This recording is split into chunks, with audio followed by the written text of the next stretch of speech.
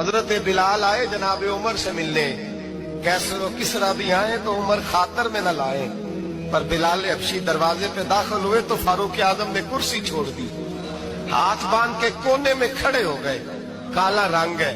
نام بھی لکھنا نہیں جانتے۔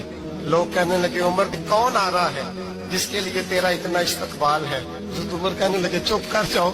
اس کی بات نہ کرنا، اسے آنے دو۔ حضرت سیدنا بلال آئے، کہنے لگے امیر المومنین کیا کر رہے ہو؟ فرمایا نہیں چپ کر یار، بازو پکڑا، اپنی کرسی پہ بٹھایا۔ حضرت بلال کہنے لگے حضور میں غلام ہوں، مجھے تو طریقے بھی نہیں آتے ان کرسیوں پہ بیٹھنے کے، میں تو غریب ماں کا بیٹا، غلام باپ کی اولاد، یہ آپ کیا کر رہے ہیں؟ حضرت عمر کہنے لگے بلال تھا تو غلام ہی، پر جب سے مصطفیٰ کا غلام بنا ہے تو ہمارا امام بن گیا ہے، اب تو امام ہے رسول اللہ کی امت کا۔ فرمایا وہ مجھے دن یاد ہے جب مکہ فتح ہوا تھا، بت ٹوٹ گئے تھے،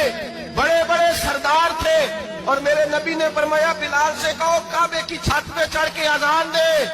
تو لوگوں نے کہا حضور یہ سارے جل گئے ہیں، کسی اور کی ڈیوٹی لگا دے۔ حضور نے فرمایا چپ کرو، بدر میں مار کھا کے اذان پڑے تو بلال، احد میں پتھر برسے اذان پڑے تو بلال، تپتے صحراؤں میں پڑے تو بلال، ہر جگہ مار کھائے تو بلال، اور آج اگر اللہ نے عزت دی ہے تو میں لوگوں کو دیکھ کے بلال کو عزت نہ دوں؟ فرمایا کوئی اوپر نہیں چڑھے گا، ابو بکر بھی نیچے، عمر بھی نیچے، عثمان و علی، طلحہ اور زبیر بھی نیچے،